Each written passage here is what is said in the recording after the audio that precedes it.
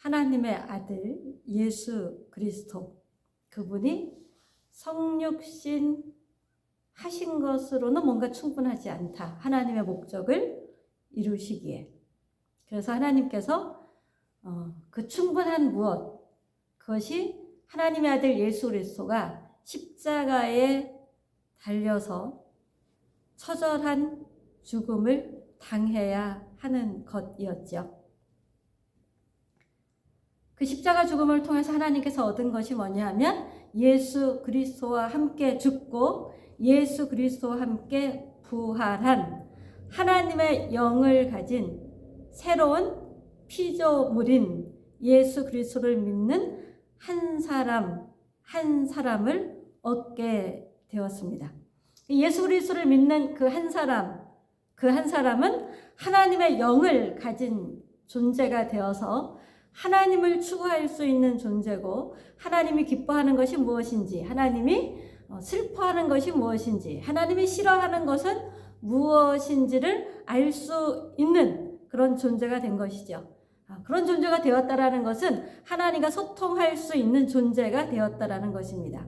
하나님께서 이 하나님과 소통할 수 있는 존재를 얻는 기쁨, 그것은 예수 그리스도 그분이 십자가에 달려 돌아가시는 그 슬픔,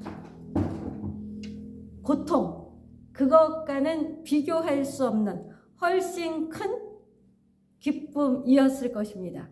그래서 예수 그리스도가 십자가에 달리는 죽임을 통해서 예수 그리스도를 믿는 하나님의 형상을 닮은 새로운 피조물인 믿음의 사람들을 하나님이 얻게 되셨습니다. 이 하나님을 모르는 인간의 참 상은 무엇이냐 하면 죄악의 고통 가운데 사는 것을 피할 수 없는 영적인 사망 가운데 빠져 있는 존재다. 곧 흑암 속에 사는 존재다. 눈이 있어도 보지 못하고, 귀가 있어도 듣지 못하고, 입이 있어도 정말로 말해야 될 것을 말하지 못하는 존재다라는 것이죠. 우리가 입을 가지고 있는데 흔히 이런 얘기를 하죠. 왜 눈은 두 개고 귀는 두 개고 입은 하나일까? 잘 보고 잘 듣고 바른 말을 하라는 거다.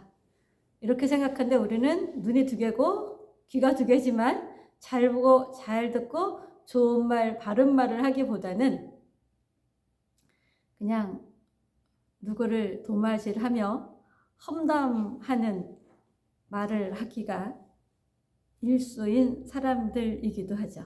하나님을 모르는 사람, 하나님의 하나님다우심으로 그 사람의 영혼이 채워지지 않은 사람의 특성이 그러합니다. 또 이 하나님이 없는 인간은 1차적인 어떤 기쁨, 육적인 즐거움, 이것이 낙이다, 이것이 최고다, 이렇게 생각하며 육체적 즐거움을 추구하는 존재로 살아가죠. 또 세 번째는 고통이 고통인 줄 모르며 고통을 향해서 치닫는 존재입니다. 사실 우리가 그렇잖아요. 누군가를 험담할 때 그것이 부메랑이 돼서 돌아올 것을 생각하지 않고 그냥 재미있게 잘근잘근 누군가에 대해서 험담을 하면서 맛있게 씹어먹고 즐거워하고 스트레스 해소됐다. 이게 결국은 자기와 다른 사람과 또 속한 공동체를 파괴하는 놀라운 힘, 아주 파괴적인 힘, 고통을 주는 힘을 갖게 되죠. 또 끝없는 불안과 어떤 다함이 없는 욕망, 마치 욕망이라는 주머니가 구멍에 나가지고 아무리 집어넣어도 그 욕망이 그칠 줄 모르고 살아가는, 늘 불안하고 두렵고 욕망에 쌓여서 늘 목말라 하는 안절부절한 존재, 이것이 하나님을 모르는 모든 인간의 모습일 것입니다. 이런 존재들이 바라는 것은 하나님을 통해서 자기의 욕심, 시기, 질투가 사라진 세상이 되기를 원합니다. 근데 이것을 그냥 하나님이 무슨 버튼 하나만 딱 누르면 이렇게 될 것이다 라는 생각을 하는 것이죠. 내 안에 있는 탐욕, 시기, 질투를 사라지게 하는데 관심이 있기보다는 내 밖에 있는 탐욕, 시기, 질투가 사라진 세상을 이런 사람들은 바라고 꿈꿉니다. 또 분란과 전쟁이 종식된 세상은 만사가 다 하나님의 통치에 복종해서 고통은 사라지고 평화가 만연한 세상을 꿈꿉니다. 이런 것이 그냥 이렇게 가볍게 생각하면 하나님이 당연히 이루실 세상이다라고 생각할 수 있지만 이것은 우리를 예수 그리스도의 죽음을 통해서 구원하신 우리를 향한 하나님의 바람과는 차원이 본질적으로 다른 우리 편의 바람일 뿐입니다. 천국의 통치자인 하나님은 천국에서 가장 소중히 여기는 존재가 무엇이냐면 천국의 주인공들인 이 땅에서 예수 믿는 사람들입니다. 예수 그리스도의 죽음과 예수 그리스도의 부활을 통해서 새로운 존재로 재창조된 예수 믿는 사람들, 그들이 천국의 주인공들인데 이들이 천국의 주인공들이라면 하나님이 뭐에 제일 관심이 있으세요? 이 천국의 주인공들인 예수 그리스도를 주로 영접한 자들에게 가장 관심이 있으시죠. 그리고 그 예수 그리스도를 영접한 성도들의 가치와 목적과 내용이 천국의 가치와 목적과 내용과 일치하기를 바라실 것입니다. 그래서 천국의 가치와 목적과 내용을 가진 존재로 채워져서 하나님이 통치하시는 천국에서 살아갈 만한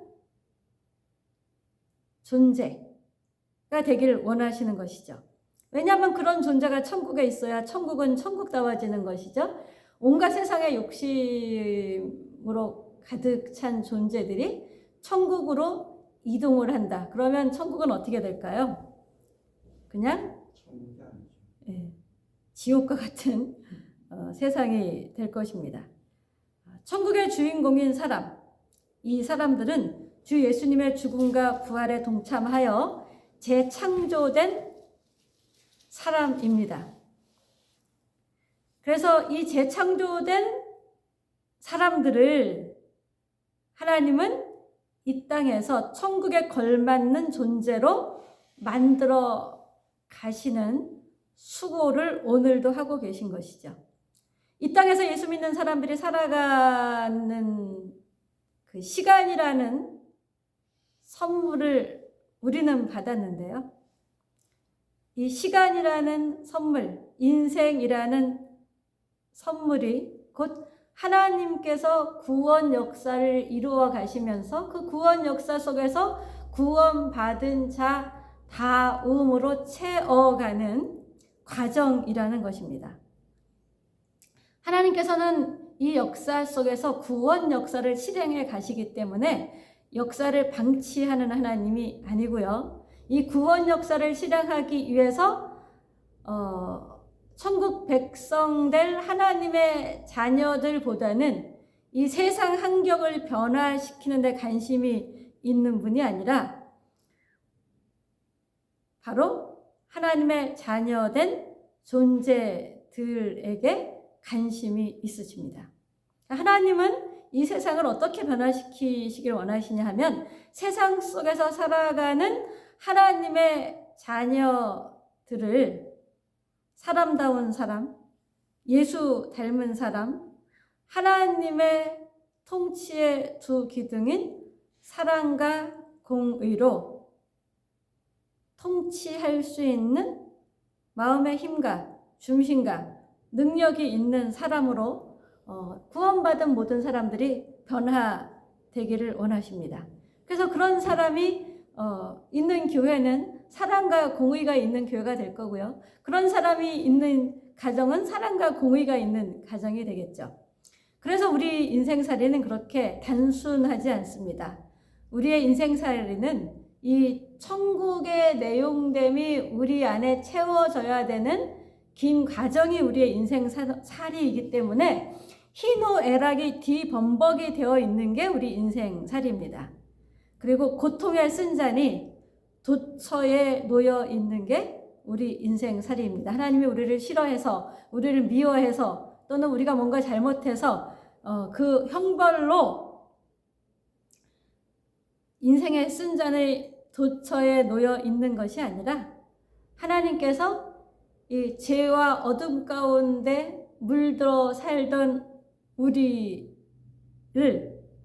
하나님의 백성다운 존재, 빛의 자녀다운 존재로 만들어내시기 위해서 희노애락이라는 인생의 고통과 쓴잔이라는 용광로를 통해서 우리 안에 있는 일시적이고 무가치한 것들을 걸러내고 계신 것이죠. 우리 안에 있는 일시적이고 무가치한 것들, 영원에 비할 때 그런 것들에 인생들은 어떻게 합니까? 집착하지요.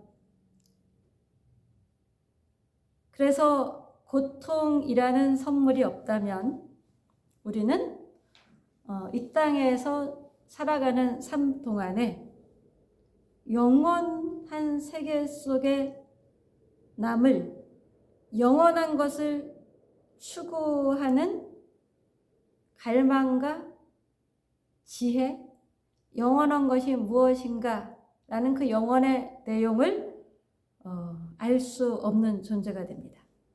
그래서 우리 인생에 있는 고통은 하나님께서 우리에게 영원을 추구하게 하는 하나님의 놀라운 지혜입니다.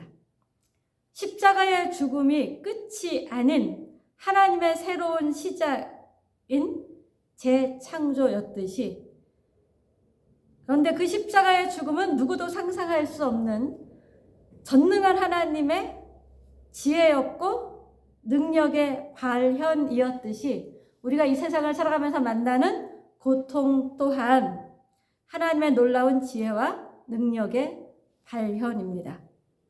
그 고통을 통해서 하나님은 우리가 어떻게 되길 원하십니까? 죄악의 낙을 누리는 것보다, 그래서 모세의 인생과 비유를 하면 바로의 공주의 아들이라 칭함을 받는 것보다 하나님의 백성과 함께 또 하나님의 백성 될 자들을 위하여 그리스도와 함께 능력 받는 것을 선택한 삶, 이것이 모세의 삶이죠. 그리스도를 위하여 받는 능력을 애굽의 모든 보화보다 더 큰 재물로 여겼다. 이렇게 히브리서 11장 26절은 모세에 대해서 증언하고 있습니다. 왜 그는 이 세상의 모든 보화보다 그리스도를 위해서 받는 능력, 이스라엘 백성과 함께 받는 그 고통을 선택했느냐? 상 주심을 바라봄이라. 고통 속에 뭐가 있다고요? 상이 있다고요. 그 고통이 단지 고통만이 아니라 하나님다우심이 내 안에 하나님의 자녀다움으로 생성되고 자라고 익어가는 가정이 되는 것입니다. 그래서 하나님의 바람이 곧 나의 바람이 되고 나의 바람이 곧 하나님의 바람이 되는, 우리는 똑같은 것을 보고 동상이몽, 하나님과 내가 전혀 다른 것을 꿈꾸는 동상이몽을 하는 이 크리스찬들이 너무 많은 세상에 살고 있죠. 자칭 크리스찬. 그러나 하나님이 보실 때 나는 너를 모른다고 할 수밖에 없는 그런 크리스찬이 많은 세상에 우리는 살고 있습니다. 그래서 우리 스스로도 나는 그런 사람이 아닌가를 매일매일 점검하며 내가 바라는 이 바람이 정말 하나님이 바라는 바람인가? 하나님의 바람은 썩어질 것을 추구하는 삶이 아니라 썩어질 것을 심어서 영원한 것을 추구하는 삶이 되기를 원하시죠. 이 썩어질 것을 심어서 영원한 것을 추구하는 사람의 생활은 탐욕이 제거되는 삶, 곧 더 가지려고 하기보다 나에게 있는 것을 나누는 삶으로 사랑이 깃드는 삶을 선택하게 됩니다. 또 절제를 통해 상대방에게 친절이 베풀어지는 그런 삶이 스며 나오게 되도록 합니다. 요란스럽게 치장을 해서 사람의 눈과 귀를 홀리는 내용은 없고 껍데기는 화려한 친절이 있죠. 여기 사람들은 거의 다 속아 넘어갑니다. 그런데 그런 친절이 아니라 내용이 있는 친절함, 진실함이 있는 친절함이라는 것이죠. 이런 것은 개인적인 이득이 공동체의 이득보다 우선하지 않는 삶이 되겠죠. 그래서 개인의 희생을 통하여 공동체를 살리게 되는데, 그 개인의 희생이 공동체에 유익을 준다는 것은 궁극적으로 그가 속한 공동체이기 때문에 그도 유익하게 된다라는 것입니다.